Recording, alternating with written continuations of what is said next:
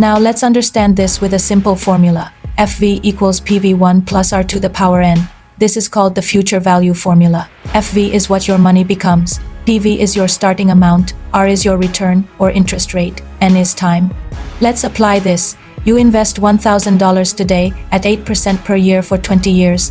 FV equals 1,000 multiply 1 plus 0.08 to the power 20. After 20 years, that becomes about $4,660. Let's practice. Try calculating this by yourself using the formula FV equals PV1 plus R to the power n and share your answers in the comments.